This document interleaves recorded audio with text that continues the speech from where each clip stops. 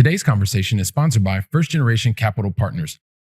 The greatest impact in my life is learning, borrowing information. Like the old saying is, you can either borrow information or you can pay retail for it, right? And I've loved the ability to borrow from someone else's experiences and be able to then not just take 100% of theirs, but to take what I love about it and then make it my own. You're listening to the Going Long podcast with Billy Keels, the #1 podcast for long-distance real asset investing. Welcome to the Going Long podcast. We're back once again to continue to help to educate you so you feel much more comfortable as well as confident investing beyond your backyard. And yes,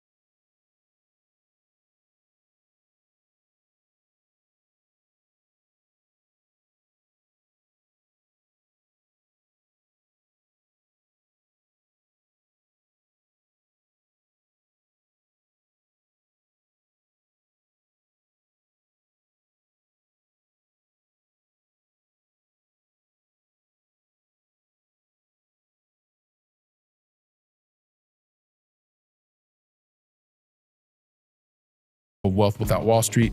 Russ Morgan is going to get into that. We're going to help you understand a number of the different things that you can be doing, different vehicles that you can look at, that you can ultimately help you to move forward and get closer to your goals much faster. So I'm looking forward to you having insight into this conversation with Russ Morgan of Wealth Without Wall Street, and we'll get to that just after this. Are you a busy, high-paid professional? Someone that in the previous 2 years has earned $200,000 and is expected to earn $200,000 this year? Or maybe if you filed jointly, previously you've earned $300,000 the previous 2 years and you're also expected to do that this year. Or maybe if not, either individually or jointly, you have $1 million in net worth, not including your primary residence. If you meet any of these criteria, then you're someone that the IRS considers to be an accredited investor. That probably means you're someone like an enterprise software sales executive. You may be an executive in a major corporation. You may be a doctor. You may be a lawyer, maybe a high-paid consultant. You may even work for a major sports franchise. The thing I know you have in common is that you continue to do the hard work. Like you're doing 100% of the work and you're only bringing home 50% of the reward because you continue to get crushed by your income taxes. If you are tired of this situation and you're looking for a new solution, then go to firstgencp.com/going long. When you get there, that's going to help you to start the journey so that you can begin to take back control of your taxes, take control of your time. And then also that means you're going to be able to spend more of the time that you want with the people that you love the most. And that is the way that you're going to get the personal freedom that you're looking for. So if you're looking to take back control, go ahead and go to firstgencp.com/going long and see how we can help you today.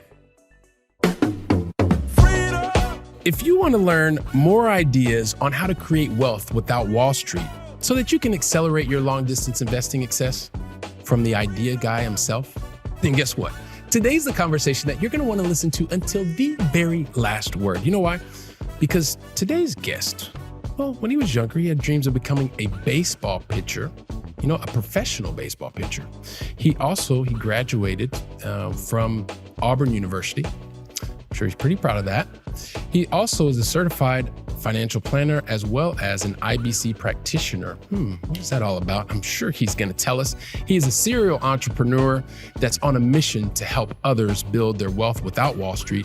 He's also the host as well as the founder of the super duper popular community, Wealth Without Wall Street. It gives me great pleasure to welcome to today's conversation, Mr. Russ Morgan. Russ, welcome to the show, man. Billy, man, thank you for having me, and flattery will get you everywhere with me. Everywhere. Okay, I love that. Hey, by the way, it's Wealth Without Wall Street, not just the community, but also the podcast. Super duper. super duper popular, and you've been very kind to have me on as a guest as well. So I am really looking forward to the Going Long family, getting to know you, Russ, learning from you, and gaining more insight because of your experience. So you know the deal here. You're going to get 2 questions in the beginning. You're going to get 3 in the end. And then in the middle, you're going to get a bunch of questions, Russ. I just don't know what those questions are yet, but I know whatever the answers are, they're going to add loads of value to the Going Long family. You ready to get started? Let's do this, man. I knew you'd be ready.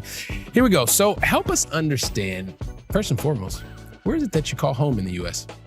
So I live in Birmingham, Alabama, which is kind of in the southeast of the U.S. for those over the seas. And I grew up in Alabama. I went to school, as you said, Auburn, which is, by the way, if you follow American football, U.S. football, college is huge in the South. Yep. And I live in the state where the University of Alabama is, which is obviously the dominant sport. So I'm a very contrarian, hence the reason our name, Wealth Without Wall Street, fits me so perfectly. Fantastic. I love that. I thought you were going to say I pronounced it wrong or something like that. I was going to be like, no, hang on, man. Okay, cool. At least I got that right. I appreciate it. Other thing, Russ, you know I love positivity, man. Help us understand, what is the most positive thing that's happened to you in the last 24 hours? Man, every single day I get a chance to go work out with 3 guys, and I'm always energized by being able to get out there and be physical, and to spend time with guys that spiritually lift me up as well. So in the last 24 hours, man, I got to work out with my guys. It's been great. All right. Fantastic. Absolutely love that. I appreciate, sometimes we think that when really amazing, like they have to be larger than life things to happen. And so just to have the reminder that it can be the simple things. It's working out, having the spiritual uplifting as well with people that you appreciate, know, like, and trust. And thank you so much for sharing that. Yeah, and man. You know what, Russ, you know this about me already, but I just kind of had to show it to you here. Like I set the bar like really, really high. Sometimes it's so high that I can't even like reach it. And I do things that are a little bit absurd, like trying to tell your entire backstory in 3.5 seconds. That was like, it was not going to be possible, right? But I tried anyway. But so here's the thing. I'm going to need your help. I would love for you to tell your backstory in your own words. And you have more than 3.5 seconds. You take the time that you need because you're our guest today. And if you could help us out along the way, Russ, by really helping us to understand some of the major decisions that you made to get to this point in your journey. And then we'll see where you and I take the conversation from there. Yeah. Well, I'll give you the shortened version. Nothing I do is 3.5 seconds.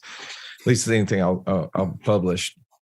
I got in the financial world in 2004. I thankfully, when I graduated college 4 years earlier, nobody would take me on. I would have failed miserably. And what I didn't know, and what most people don't know about the financial world, is that it's really a sales world. And it's the process of the people working in it don't know a whole lot about finance. They're trying to learn, they're trying to do good, but at the same time, it's about sales, right? You got to convince people to buy products that make money, or fees that bring in money. And I was learning that process for 4 years, and I felt like I started understanding how the financial markets were working up until the crash of 2008. And at that point in time, I had become, as you mentioned in my bio, I'd become a certified financial planner, which I thought was the pinnacle. That was the place I wanted to get to, right? There was kind of well-rounded in the financial space, not only from investments, from insurance to taxes and so forth and so on. And what I learned is that I didn't know anything at all. all the things I had learned and been told all failed and proved to be false during that process. And I was set out on a journey to try to learn what were ways that I and my clients could make money regardless of what was happening on Wall Street. I ran into a man named Nelson Nash at a conference down in Orlando, Florida, which is about 6 to 10 hours. I was about to say 6, and I was like, no, it's about 10 hours away from where I'm at. And I basically learned a concept of how you could store cash in a place and ultimately start buying assets that produce passive income. And that was a new concept because in the financial world, we're just not taught that. We're taught invest for the long run. We're taught accumulation, retirement accounts, all of those things. And I was really fascinated by it. And what I didn't know, a part of that process is ultimately I was going to have to unlearn all the things I'd learned. And that was a little bit difficult, but I slowly did. And as time went on, I ultimately moved out of that typical financial planning firm. I let go of all my securities license. I let go of my certified financial planning designation. All those things didn't mean a whole lot to me. And my business partner and I started a company called Wealth Without Wall Street at the end of 2015 and started a podcast in 2017. And the journey has been learning about how to build businesses, how to buy operating businesses, how to buy assets to produce income, and how to be more efficient with taxes, and how to build infrastructure around it so it all doesn't crumble apart regardless of what the next crash looks like. All these things are music to our ears, especially when you start talking about building the infrastructure, being able to take action, to also along the journey recognize maybe the action that you've taken is not the most appropriate because the context of your life could have changed. And at the same time, also being able to work together. So you mentioned earlier, and I know for those of you who've not had a chance to check out the other part of the duo of Wealth Without Wall Street, Joey was also a guest on episode 184. So I would recommend that you also check that out because both Russ and Joey have a lot of really positive things going on at Wealth Without Wall Street, and probably the best app I've ever seen for bringing in community members. So, but you said a number of things, Russ, but the thing that kind of really, I guess, tugged at my heart a bit was you mentioned, because we have a lot of people who are in the sales profession here. I personally believe that sales is one of the most noble professions if executed properly, because you mentioned earlier it's about being able to convince people. Maybe I have a little bit of a different take on that, but what you said is absolutely true, because a lot of times the perception is how do we convince people to do certain things? But even beyond that, you said that you had to realize that you had to unlearn what you learned in order to make a positive impact. That's not an easy thing to do. So could you maybe talk to us about what that was like for you just emotionally to have to go through that? And then what was the main reason for doing that? You touched on it a little bit, but I'd love for you to dig into that a little bit, please. Yeah, well, let me dig myself out of the hole first. The first comment, because I agree 100% with you. I don't use the word sales in a derogatory manner or negative manner. I think sales is what the world goes by. Everybody's in sales, by the way. My wife, who homeschools our kids, is in sales every single day, getting the kids out of bed, getting them to study, getting them to off their activities. All that is sales, right? In a massive way. What I meant by that is that most of the people starting in the financial world know less than the people that they're convincing them to give them money. And I think that is dangerous, right? Yeah, and that's a part of that profession that I was not a fan of, because I knew very little, but the only way for me to learn was really by staying in the business, and that was getting people to do stuff with money. And I would say most of the time, unfortunately, it just was not probably in their best interest and probably didn't work out great. So, all right, Now go back to unlearning. Yeah. There's a great video. If you've never seen this, I'll encourage everybody to take 7 minutes out of their day, go to YouTube, type in backwards bicycle. Have you seen this, Billy, before? No, never. Oh, it's fascinating. It's fascinating. I'll give you the so what to it, because it goes into the unlearning. We've all learned how to ride a bicycle at some point in our life. It's programmed. It's something that you could say. We even use the term, it's like riding a bicycle, right? Like once you do something, we use that analogy. But here's the key, is that we learned that process and it was ingrained over and over. So that way we have these neuro pathways that have rutted in our mind. But in that video, the gentleman who's an engineer, a NASA engineer, is going through and actually has taken a bicycle and switched it to where when you turn the handlebars left, the wheel goes right and vice versa. And so you would think, oh, well, I can conquer that, right? I can just shift this thing. Well, he proved that he could not ride a backwards bicycle. I mean, so much so that he could not even make one revolution on the pedals. And by the way, a friend of mine had a bicycle made that way, and I can attest, you cannot do it. It is very few definitive statements. This is one of those things. And he set out on a mission to learn how to do it. And I think it took him like 8 months or something like that to be able to do this. He traveled the world proving it. And what's happened is when we learn something, whether it's as simple as riding a bicycle or learning financial markets, right? Or what we believe is the proper way to be financially successful. And then someone comes along with another idea, that either we have to ignore that idea or we have to get a bigger box. We have to unlearn the concept in order to bring it in. And that's super duper hard. And for me, that's what I was dealing with, because I had been trained in it. I'd spent, thousands of hours learning it. And as I was trying to understand that the best way to be financially successful was having more passive income than I had monthly expenses, not growing a pot of money to be worth, 7-8 figures. It took a little bit for me to get that around my, Alabama brain. Yeah. Well, and I appreciate it. I'm going to definitely check out that 7-minute video, because just thinking about it, that helps to make things concrete. And also the fact that you went through that process, Russ, it's really interesting, right? Because I would think from where I'm sitting today, and hopefully a lot of the Going Long family, is you have a very unique superpower, because you know what it's like on the other side. Mm. And so as you went through this unlearning process, which is not an easy process, and now you've been able to be able to build the knowledge base, build the foundation, build the network and the infrastructure, maybe you could talk to us about how that is also helping you today as you help to guide others to find what their most appropriate vehicles are to get them to whatever life destination that they're looking for. Yeah, I think one of the simplest things that we ever did, or best things we ever did, was we tried everything out on ourselves. Mm-hmm. And going through this process and learning who we were as investors.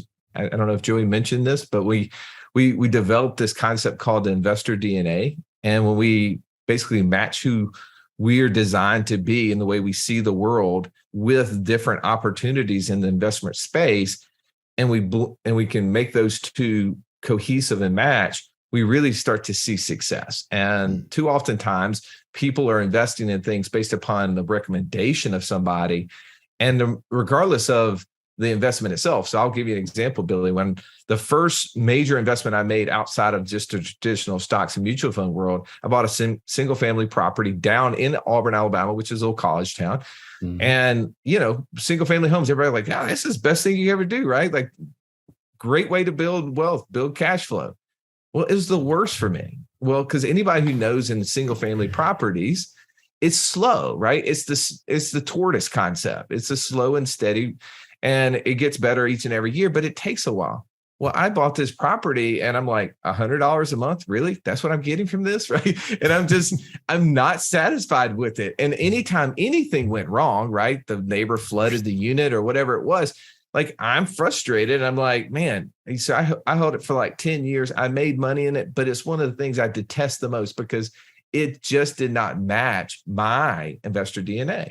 Well, now I love my investor DNA is very active, hands-on, want to add value to things. So I love finding businesses, operating companies. We have short-term rental companies. We have a land flipping company. We have an e-commerce business that sells candles online. Those sort of things jazz me up because I can add value and feel like I can do things to them. But those could be terrible investments for somebody else if they're not built that way. So I love that, right? And so this is just uniquely one of your superpowers that I've mentioned before. So having been through, you learn to sell this particular product. It doesn't matter because this is part of your KPIs, and we're amongst salespeople here, so we also understand that. So these types of things exist, but being able to break through that and also recognizing that it is not one size fits all for everyone. There are different vehicles, and depending on the context of your life, vehicle A, i.e. your single family residence, may be the right thing for you, or it may be having an operating business. You also talked about the different land and land flipping and things like that. And I want us to come back to that because one of the things that I appreciate about what you're doing at Wealth Without Wall Street is it's really about the different vehicles. And you demonstrate that, and hopefully you can talk to us a little bit about the way that you literally month after month are sharing with people the progress that you made. So it's not just theory, it's the theory, and you're also showing that you're doing what you're talking about.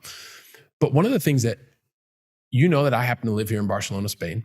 I've been investing exclusively in different products that are back in the United States, different assets. And that's everything from energy equipment to small multifamily to development deals to hotels and these different things. But there's always this contrarian kind of thought, because most people were taught when you invest in something that you, especially specifically in a hard asset, that you have to be in the same place as the hard asset, right? And Russ, I don't believe that, because I've been doing something very contrarian to that for a decade. And I know that one of the things that's really strong about your community is you also teach about the different principles and the different processes, but it's very contrarian. So can you help us understand, like, what is it that also is giving you the audacity to be able to invest in things that are not necessarily in your backyard? Yeah. Well, we were talking about working out earlier, right? So a guy came up to me today. I had a Unchained Capital shirt on, which is a big custodian in the blockchain Bitcoin world. And the back of it says, "Friends don't let friends sell Bitcoin." And so the guy comes in and he knows that I'm in the financial world, doesn't quite understand exactly what I do probably. He says, "Well, are people asking you about, the potential crash and how's that going?" And so we start talking about stuff. And I was like, I focus on cash flow. And he goes, I got this friend who keeps telling me that I should invest in a storage unit, and it's, way off in a different city. And he's like, "I just don't think I want to, I don't want to run a storage unit in this city." I was like, "Of course you don't want to run it. Nobody wants to run it. You want to own it and have someone else run it, right?" Like ding, ding. Yeah, so it doesn't really matter if it's in a different city, a different state, in a different country. What does matter is, do you understand the asset class? Do you understand how it works? Do you understand the people who are running it and why they find value in it? And can they add value to it? So to me, one of the things that we do a lot in our mastermind groups are understanding our buy box, understanding what are the things that, if I'm going to invest in an asset class, what are the things that's going to jazz me up about it? And then what should I be asking those operators outside of my expertise, so that I understand that they have the value that can add to it. So to your point, it's about we all need to be sharpening our financial IQ axe. And I think too oftentimes, I don't know, we are credited here in the US to Abe Lincoln, but who knows, based upon the internet, who actually said it. But it's like, if you were giving 3 hours to cut down a tree, he said he'd spend the first 2.5 hours sharpening the axe. And I think too oftentimes we just want to go invest, and we don't want to spend time learning. And I know that that's not the case for your listener, because they're sitting here listening to your podcast episode after episode. They're learning. They're probably taking action and going and following other people on it and to learn more about it. But that's the key, is that we have to learn. We have to understand that we just can't invest just to invest. We need to understand what we're investing in, so that the outcomes will be more certain. And so when you look at that certainty of outcomes, or more certain outcomes, I also happen to know that you all help individuals get clear. Like you talked about the investor DNA earlier, but talk to us about, because I'm a big believer in being able to get to a destination. I happen to also believe, that I've talked about before, there are many different vehicles. It's the right vehicle at the right time in the right context. Talk to us about how you also help people get clear on the destination and what are the right steps that they need to take and the different goals that they may have for themselves, et cetera. Because I think this is a major value add. Yeah, one of the things that we did probably a year and a half ago, Billy, is that we created a concept called the passport, which I think is unique, since you and I are talking across international lines. In order for you to travel here and me come there, we have to have passports. Yep. And we think about, when we're traveling, we're envisioning what we want to accomplish. So we built out a course. It's probably the greatest work that we ever created. It took way more time than anything we've ever invested into. And it's free, by the way. And it helps people understand where they're going and why they're wanting to go there. And sometimes that seems a little bit like frou-frou, and people are like, I don't really want to get into the whole mindset thing. But what I find is, oftentimes the reason why we stop short in that last mile is because we really haven't defined what is the thing that's so important to us that it's worth us doing. So I'm sitting here looking at my screen right now, and I do this every morning. It's a reminder of myself to look up here. Passive income and all my operating companies that we have are really useless without my family and my spiritual values and all the stuff that I look at. So I go through and I see what's important to me and why am I doing what I'm doing. And I think that that's part of our process within our Passport Challenge, is for people to understand what they want to do, what they want to be, what they want to have, and maybe some of the gaps standing in their way. And it's a very process-oriented approach to helping people. And then we give them the option to take another step, which is a paid-for course, which gives them access to that investor DNA. And they go through this Pathfinder, which then starts uncovering some of the building blocks. And for us, it's that process that we love, when people who haven't developed that plan, who haven't developed that vision yet, to go through that. And so once again, it's just how you continue to build. And it's about helping you to get clear on where it is that you want to go, what it is that you want to do, but more importantly, why. And so as someone who is a recovering perfectionist, and I know we've talked about this before, sometimes it can be a little bit intimidating to recognize that there are gaps. But when you're following a process that Russ is talking about, identifying those gaps is a great thing, especially when you have the support system around you, because that's going to allow you to actually take the steps to move beyond the gap, to recognize that the gap is there. And then what is the action plan that you need to put in place to be able to minimize that gap, causing you to not get to the ultimate destination? Because the worst thing you can do is not recognize it, not do anything about it. And that's the thing that continues to hold you back. Would you agree with that, Russ? 100%. And I tell those who are perfectionists, there's a great book that Dan Sullivan wrote on that concept, and I'm struggling with the exact name. It's something like Standing in the Gap, or my brain is not pulling it out. But it's basically that we see perfection, right? And we're envisioning the horizon out in front of us, and we want to measure against that as compared against measuring to where we've come from. The gap in the gain. The gap in the gain. Gap in the gain. There you go. To me, that's a great way to consider everything that we do. And hence the reason why we should be measuring our progress, measuring our success. In every one of our mastermind groups, we're doing that, whether we're measuring to 100% of where our passive income equals our monthly expenses, or in our passive income mastermind group, we're measuring to 200%. We have to measure backwards and to see how far we've come, because that's what motivates us to keep going, but also encourages to say, look how far we've come. Fantastic. I absolutely appreciate that. And also the reference there. One of the other things, actually, I've kind of like got two things that I want to talk to you about for sure. One is you made this transition again.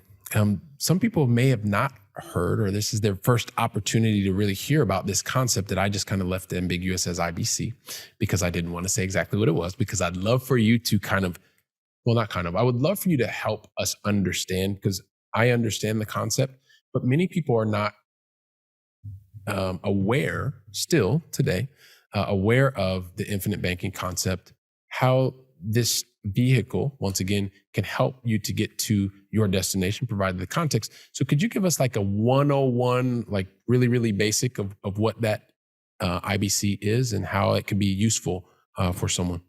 I'll attempt to. So I just got back from Alaska, by the way, Billy. Oh. And they say the state bird of Alaska is the mosquito, and I believe it, because they're everywhere. They're amazing. Well, my mentor, actually, the man who wrote the book Becoming Your Own Banker, which infinite banking concept was basically spelled out in that book, was Nelson Nash, and he would be famously asked this question to describe what the infinite banking concept was, and usually he was given a very short period of time. And if you know Nelson, he used to do a 10-hour workshop, which on any financial concept, you used to be like, I would be bored to tears. And I can promise you, I attended probably 10 or 12 of those, and I was never bored. And neither were the hundreds of people that would be in the audience listening to him. And I was like one of the very few financial professionals, by the way. But he would always say, when given, hey, Nelson, could you give us 5 minutes and tell us what this is about? He would say, I'm like a mosquito in a nudist colony. I know what to do. I just don't know where to start. So I'm going to do my best, okay, Billy, to give you this in just a nutshell, because I know we have limits. Can I use that, by the way, in the future? Oh man, please. It's not original to me. I'm just borrowing it, man. This is a great one. But so one, infinite banking is a concept, like I mentioned a second ago, it's really spelled out very well in the book, Becoming Your Own Banker by R. Nelson Nash. It's really based on, I would say, 3 principles. The first principle is that we deal in borrowed money. You finance everything that you buy, whether you pay cash for something, right? You give up the interest that money could have been earning for you, or we borrow the money from someone else and we pay them interest. Mm-hmm. secondly, our need for finance is huge within that parcel. And so we need to recognize that we're dealing with large amounts of cash over our lifetime, especially as we start investing. So we deal in borrowed money, and it's big. The second principle is that money has to be stored somewhere, right? So the biggest flaw people make in that money has to be stored somewhere, they assume that it should be stored in banks, because like if I'm going to send you money, it usually comes from one bank account and ends up in another bank account. And they assume, well, that's where wealth should be stored. But as you start to really look as to where large corporations, banks store cash, it's not in that. It's actually stored in cash value, dividend paying, whole life insurance. I mean, to the tune of billions and hundreds of billions of dollars. And you can Google all of that, something called bank-owned life insurance, BOLI, and you can see how big that is. The third part is that Nelson spells out in that book is that you can actually build the storage house for your cash through these dividend paying whole life concepts to finance all the purchases that you make. So for us, Billy, we share this often on our show, is that we've been able to build almost $50,000 a month in passive income. And it's all been based upon us borrowing against these cash value life insurance policies that we've been storing cash in over the last 12 to 13 years.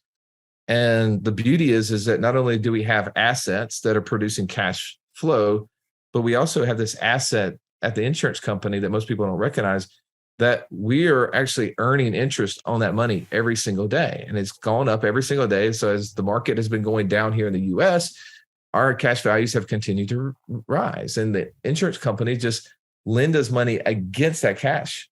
And they never call that asset because it's the safest asset on the books. And so for us, those are the three principles that we use.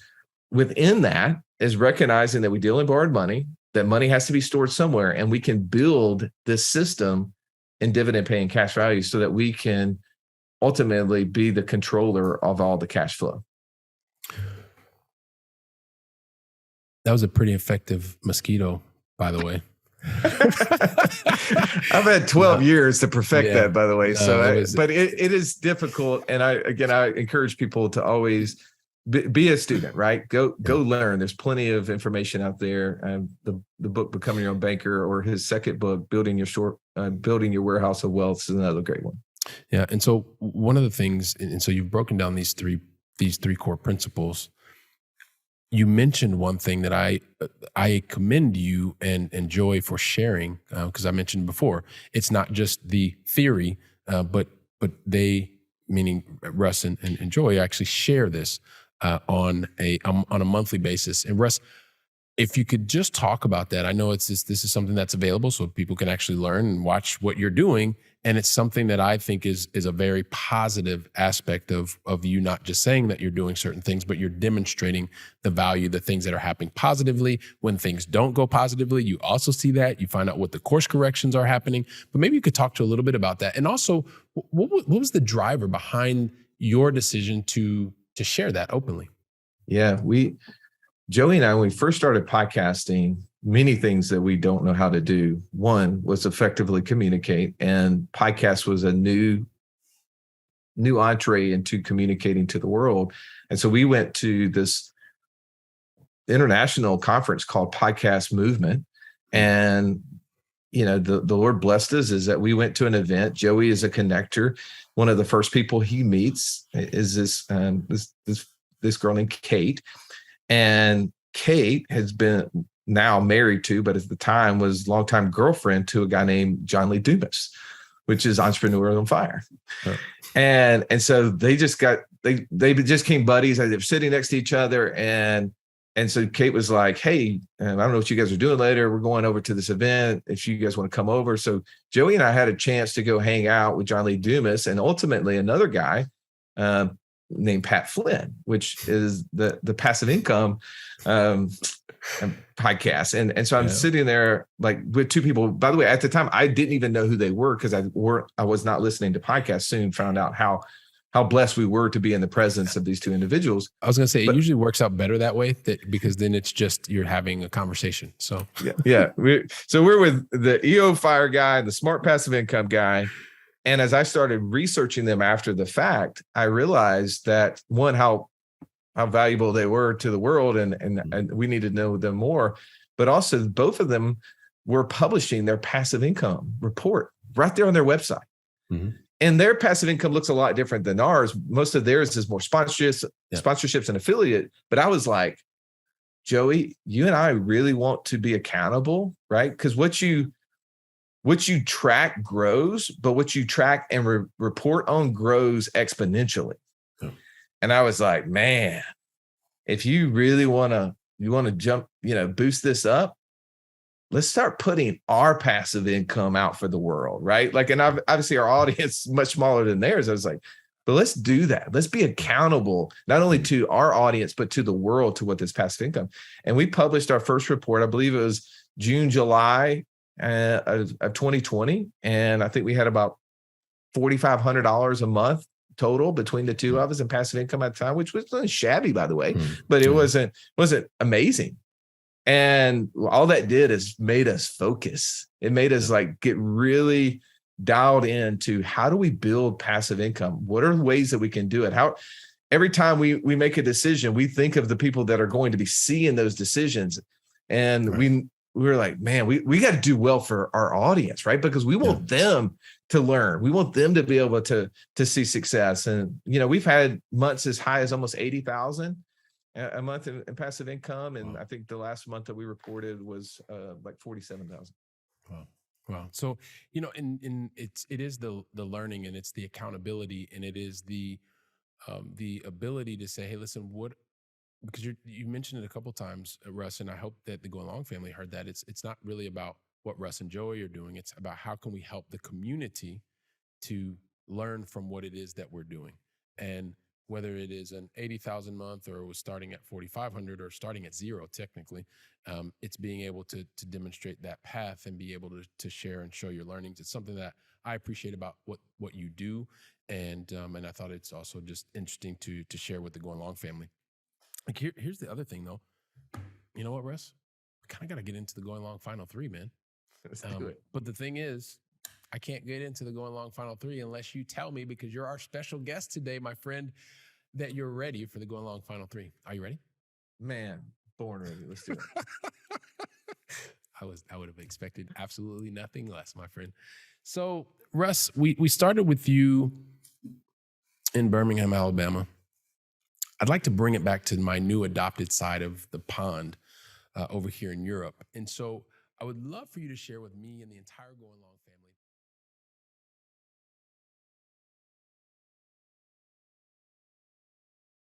family. In true fashion, I will not give you just one answer here. So I'll give you a region and then a city. Okay, so region, I love the south of France. That is one of the most beautiful areas I've spent time in, and I didn't have a chance to get over to Barcelona. Not yet. But I love that south of France area, and probably the prettiest city. One of the city I would enjoy is in the north of France, the Normandy area, which is Mont-Saint-Michel. Mont-Saint-Michel, yes. And so those are two. And then I'm looking bucket list is to get over to Ireland. Haven't had a chance to do that, but that's on my bucket list as well. Okay, so bucket list is Ireland, but we haven't had Mont-Saint-Michel yet. So could we take that from the northern part of France? Yes, yeah, okay. That's to me, that's my favorite. Like it's phenomenal. It's like this really unique kind of it's this unique kind of place, and so awesome. So thank you very much for that. Yeah. We've not had that one yet, and yes, it is an absolutely phenomenal place. So here we go. The other thing is, question number 2 has a lot to do with my experience with meeting very successful people. And I consider you to be someone who's very successful, Russ. You continue to impact lives positively all around the globe. And you also have very unique insights. And so one of the things that I've always noticed about really successful people is that whenever really successful people, Russ, have a particular plan in mind, not only do they build plans that typically are almost close to perfect, but more importantly is like when they start to execute on those plans, they get things right every single time, the first time. And that's one of the reasons that allows them to... Sorry about that. Don't worry, Russ. It's just a joke.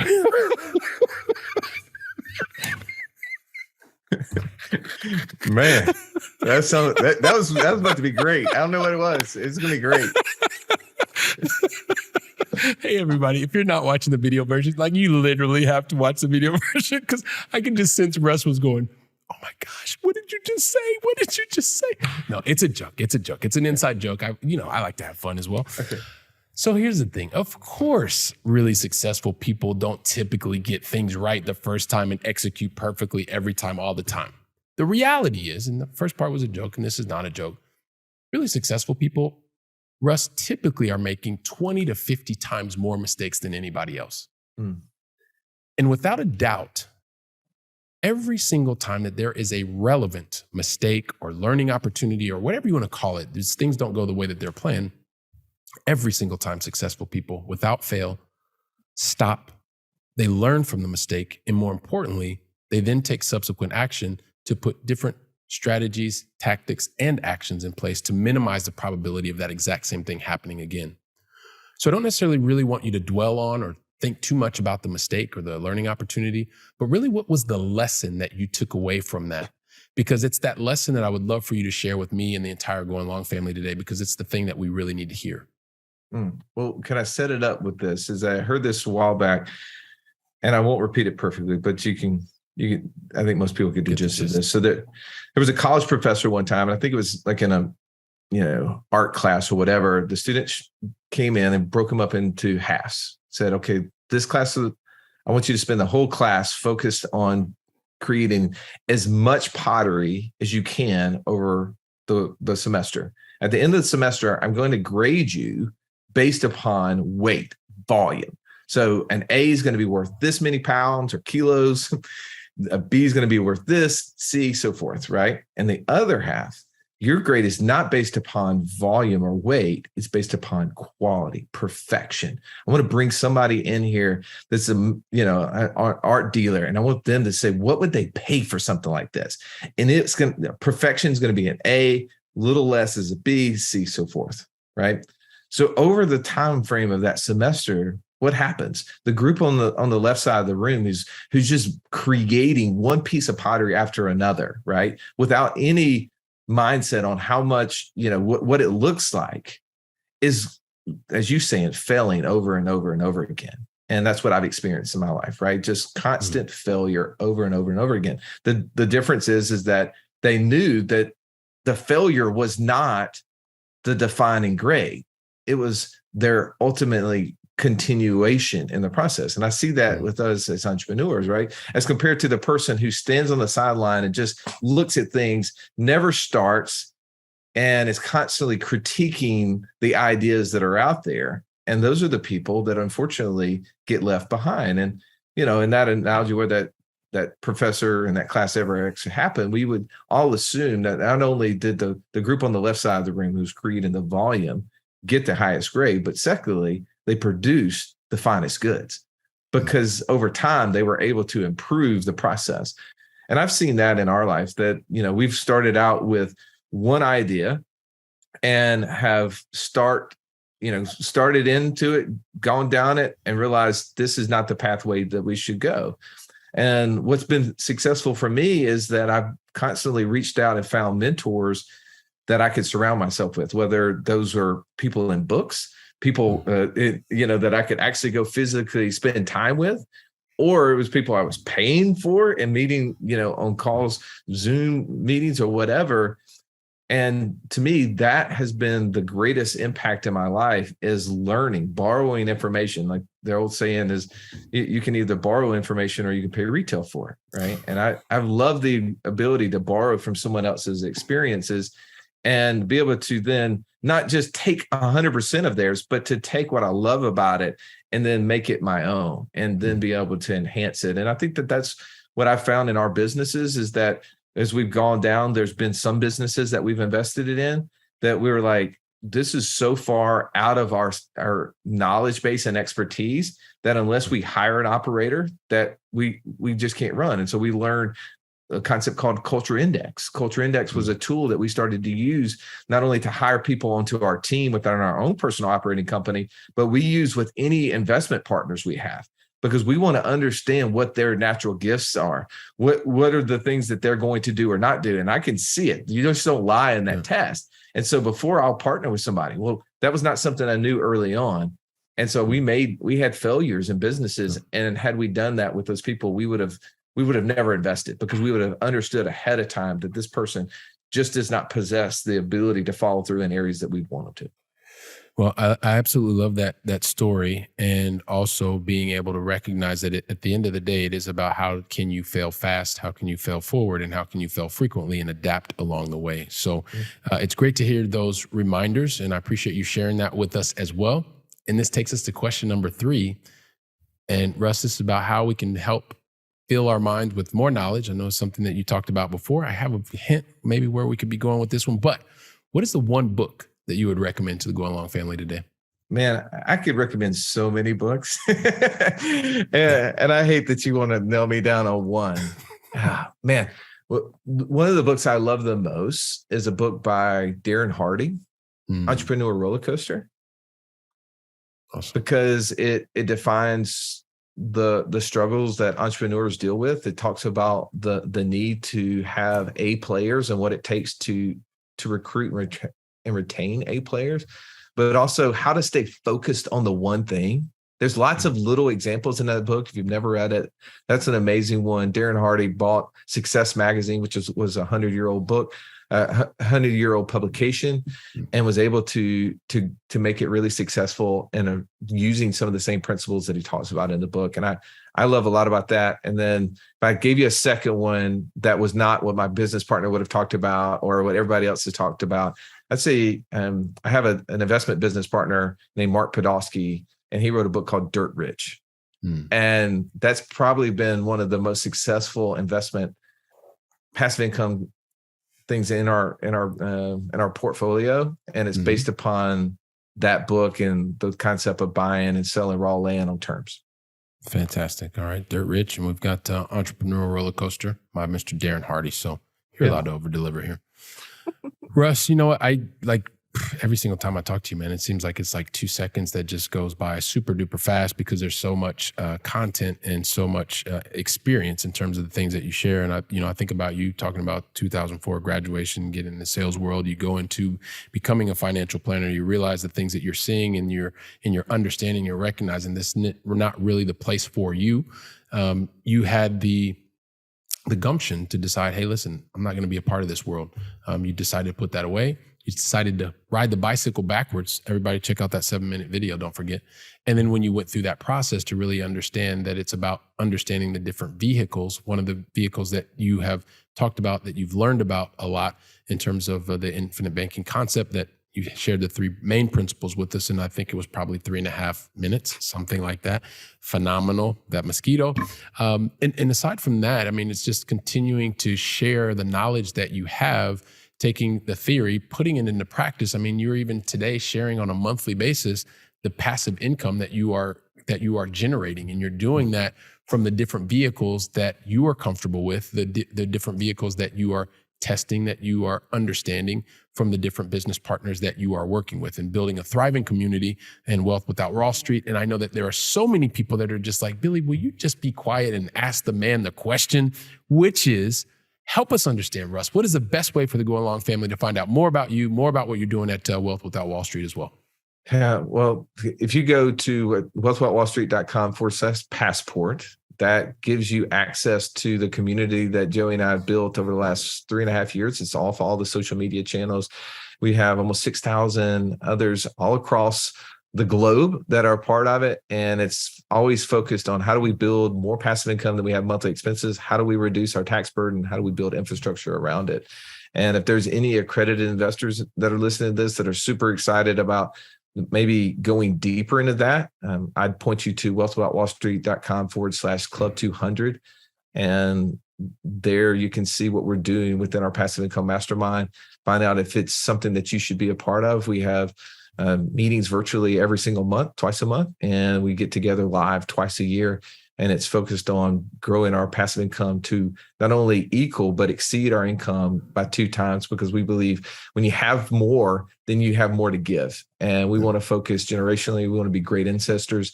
And I think that group is made up of 8, 9-figure entrepreneurs who are looking to support and help each other reach the highest that we can get to. All right. Fantastic. And listen, everybody, don't worry if you're running on the treadmill, if you're cooking dinner, we'll make it very linkable, easy. And so all you'll need to do is click the links and be able to connect with Russ and the Wealth Without Wall Street community. Listen, Russ, I think the thing for me at this point is to say, I really want to thank you for deciding to invest your time with me and the entire Going Long family. And I want to thank you from the bottom of my heart, man. So thank you very, very much. Man, great pleasure to be with you. Thank you so much for having me. All right, perfect. If you give me like 10 seconds, then we'll get out of here. So everyone, listen, Russ left so much value. He's giving you massive ways to get in touch with him. Find out more about yourself, your investor ID. He's talked about the passport also too at wealthwithoutwallstreet.com/passport. Check it out. And listen, while you're doing that and you're sharing today's conversation with others so that you can also move more from the theory into the practice, becoming a more efficient, effective investor, I'll be here waiting for you, preparing the next conversation. So until then, go out and make it a great day. And thank you very much.